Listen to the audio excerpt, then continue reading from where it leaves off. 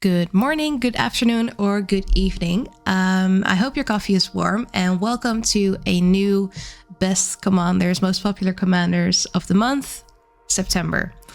You might be wondering whose voice is this? I don't know her at all. I'm the girlfriend, and Daniel's been really hard at work over the past couple of weeks. He's been really busy, so I asked him, is there anything I can do to help you out? And he said, you know what would be fun actually if you were to do this voiceover for this video. So I'm gonna try. I know some things, I don't know everything, but I got some notes. I got the slides. He's prepared it a little bit for me. There's no script though. So I'm gonna try my best. Bear with me and please show this video some love. I know he works really hard and he really deserves some love. Maybe consider subscribing if you haven't yet. Anyways, grab your coffee or tea, whatever is fine, and let's get to the most popular commander of September, which is Norman Osborn. I'm really excited about this because I think, as far as I know, the Spider-Man set got a lot of hate, which I think is not justified because it's really cool. So this one just came in new in the top 10 and got straight to the number 1 spot, which is really cool. He's Norman Osborn. He's a human scientist villain, and he's able to transform into the Green Goblin, which, if you've watched Spider-Man, is really cool. Maybe some reasons for being number 1 instantly is because it's a new set, and even though there were some people who didn't like the set, I personally did, like I said, did like it. Yeah, it was cool enough to go to number 1. Apparently people are a fan of its arena version, which is probably called Fleam. I don't know if I pronounced it correctly, but yeah. And the Green Goblin is obviously still a popular villain if you've watched the movies. I think he's one of the best Spider-Man villains out there, which is really cool. And also, Mayhem is fun. I don't know what that means, but it's in my notes. Being able to cast anything from your graveyard after discarding. Okay, you still have to pay the mana cost, so yeah. I think it's really cool, and I think especially that the Green Goblin is the thing that you want to go to, because it's spells that you cast from your graveyard cost 2 less to cast, so that's really interesting. Oh, Fleam is over here. Oh, I like him. He's funny. Okay, let's go to number 2. Here we go. It's Ishtola. I hope I pronounced that correctly. The Cat Warlock, which is cool because I don't know if this is international, but the 4th of October, where we live, is Pets Day or International Animals Day. Wait, let me check. Is that a thing? We live in the Netherlands, where Pets Day is celebrated on October 4th. So I think this is really fun.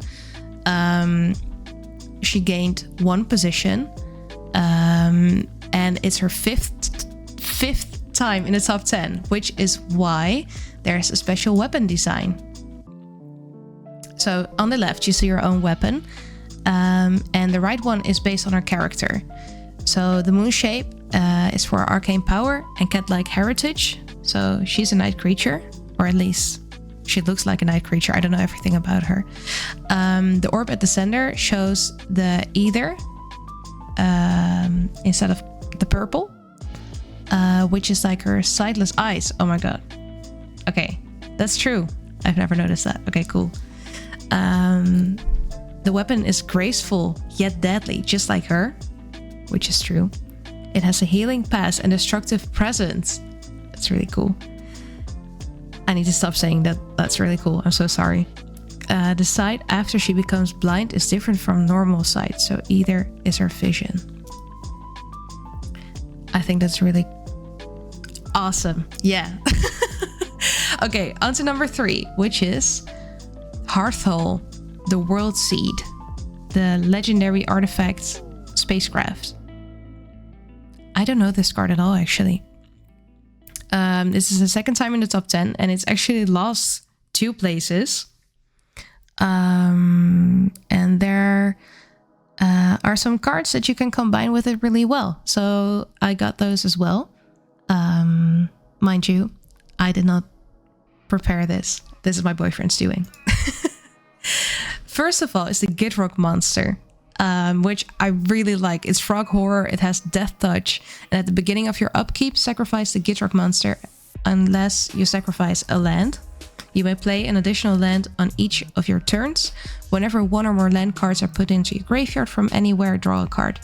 I think, but personally, my problem with Magic the Gathering is that I go for aesthetics purely. So, for example, I love the Gitrog monster just based on its flavor. So I would definitely choose this, but of course it has to fit your deck. So, for example, Hearth-Hull is a really good combination with that. Hearth-Hull, yes. And another great combo is Titania, Protector of Argoth. I think the art is amazing. It's by Iris Compete, who we actually met at MagicCon last year.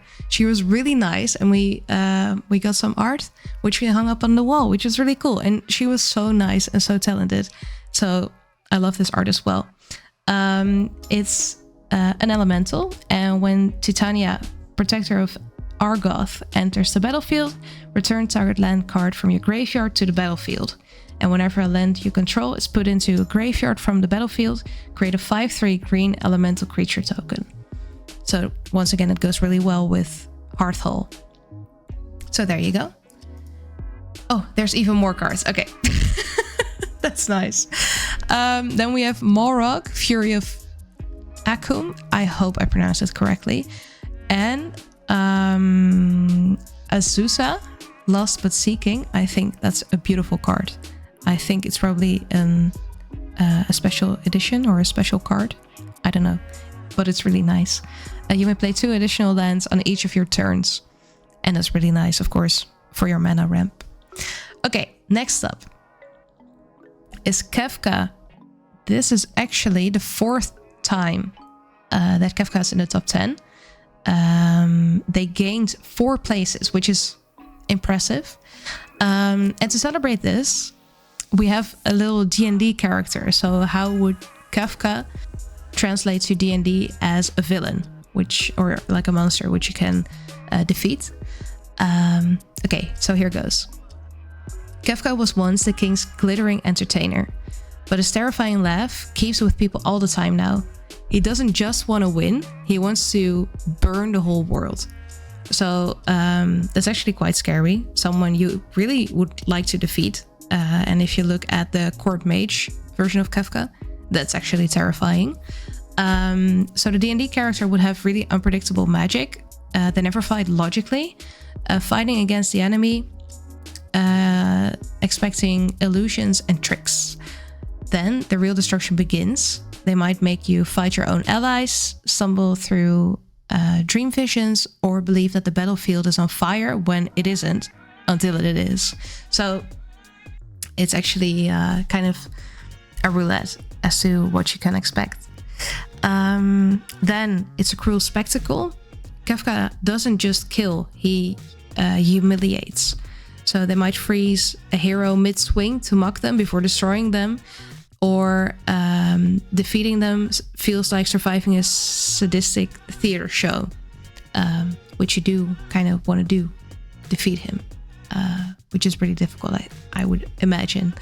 And then with escalation, at first they're a trickster, but when you face them later on, they become more unstable. So for example, they start a trick, but it ends in an apocalypse. I've personally never played Dungeons and Dragons before, but my boyfriend has, and he kind of came up with this character, which I really like. Okay, so for the next one, number 5, I'm really excited because I love this card, and I hope I pronounce this correctly once again. Take a shot every time I say that. It's really diabolical. Okay, so it's Vivi Ornitier. Vivi Ornitier, I think, from Final Fantasy number 9, I believe. It's a wizard, 3 mana. It's the 5th time that Vivi Ornitier is in the top 10, which is why they deserve their own weapon. Here we go. This is the weapon. So the design is a mystical staff forged from dark, weathered wood, embodying themes of mortality and fleeting life. The shaft is wrapped with faint glowing runes that flicker like a candle is nearing its end, representing limited time, which is really cool. And I think it goes really well with this as well. I like it a lot. Could you just imagine this little guy with this thing? I think it's a really good match. And it also kind of, you know, fits the aesthetics as well and the colors. Okay. At the top, there's a suspended crystal orb, fragile yet warm, symbolizing Vivi's gentle soul and compassion. Look at that. I love Vivi so much. And wisps of mist swirl faintly around the orb, because Vivi's origin is in mist. I would 100% believe this. To be completely honest, I don't know his origin. I've never played Final Fantasy, but I know my boyfriend has. So I'm just gonna believe him. The overall design is realistic and functional, with a sense of quiet melancholy, but also resilience, representing a shy, childlike heart that grew into bravery and meaning. And also subtle motifs of stars or constellations that are etched into the wood, symbolizing wonder and curiosity about existence. I really like that. It's really pretty. It also kind of looks like a pen, like a magic pen that kind of writes secret messages. Maybe you've had one of those toys when you were little, but it kind of looks like that. Okay, moving on to number 6. New in the top 10. Also from Spider-Man, it's Cosmic Spider-Man, which is all colors, and also has flying, first strike, trample, lifelink, and haste for if you are not able to choose your favorite. At the beginning of combat on your turn, other spiders you control gain flying, first strike, trample, lifelink, and haste until end of turn.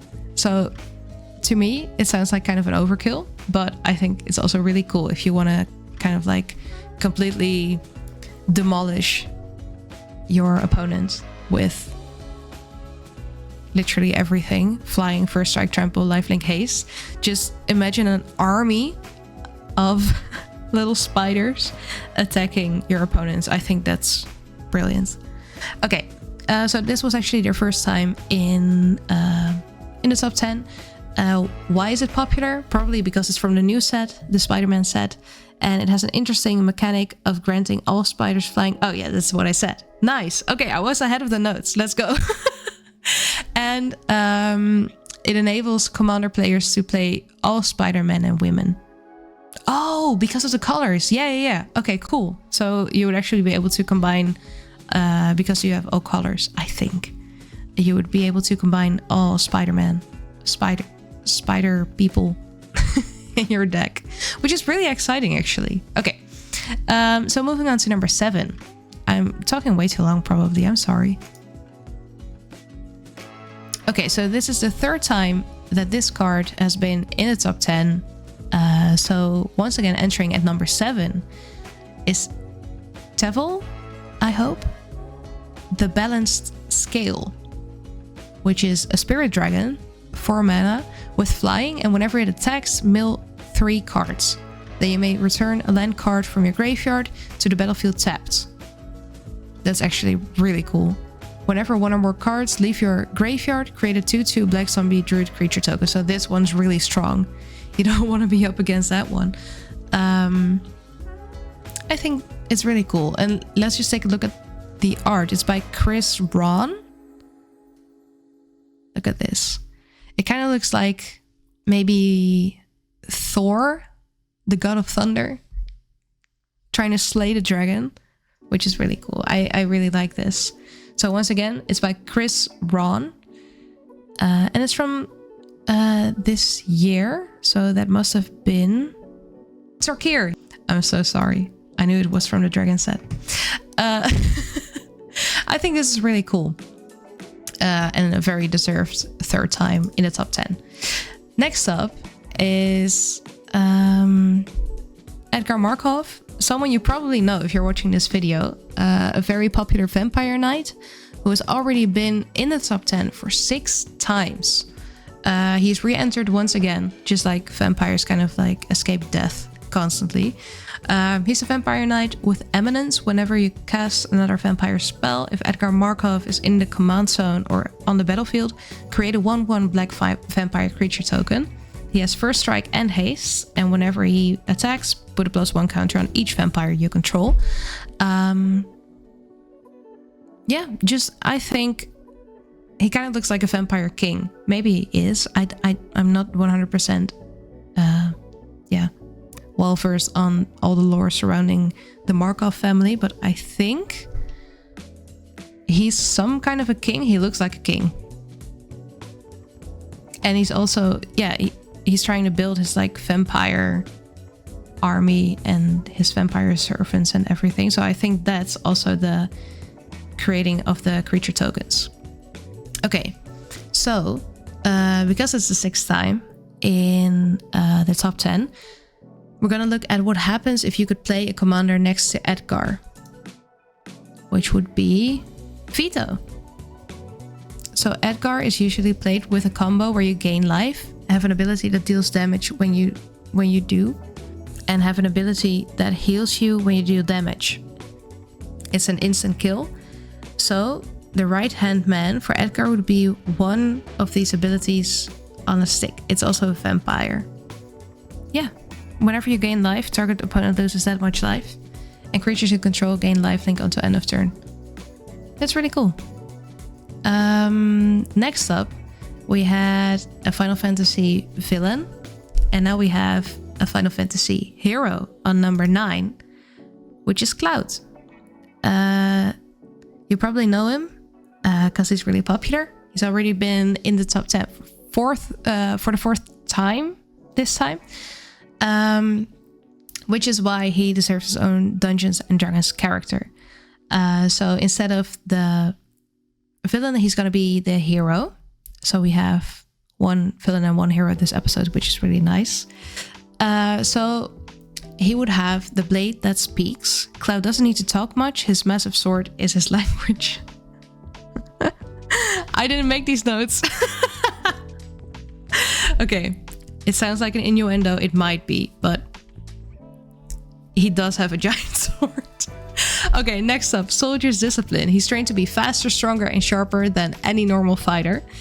Limit breaks. The more battered he gets, the more dangerous he becomes. Frontline Titan. He controls space strength, protecting allies by cutting down anything that comes close. And Power Spikes. When the fight is at its hardest, he's at his strongest. So he actually gained 1 position as opposed to last month, climbing to number 9.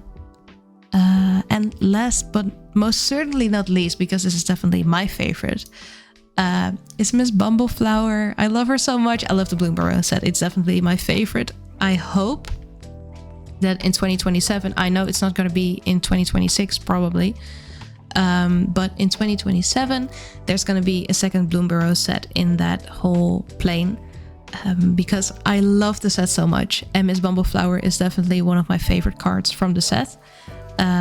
She's already been in the top 10 for 3 times now, which is why we are going to spotlight the art made by Marta Neal.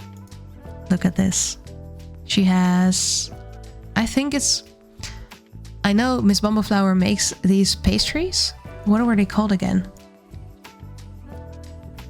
But I like it. It's really cute. And she's really colorful, which is really nice. And whenever you cast a spell, target opponent draws a card, put a +1 counter on target creature. It gains flying until end of turn. If this is the second time this ability has resolved this turn, you draw 2 cards.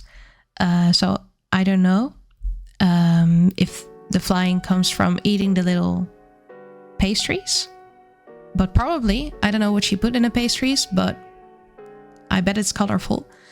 There's another art. Look at her. She's so adorable. Okay. yeah, so this is another art of the card. And she's just really adorable. I love her so much and very deserved. Once again in the top 10. Which rounds up the video for this month. Once again, I hope you found this bearable. I'm so sorry.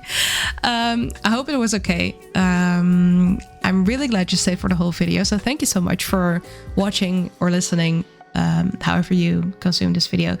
And it would be really nice if you showed some love or maybe some predictions for next month.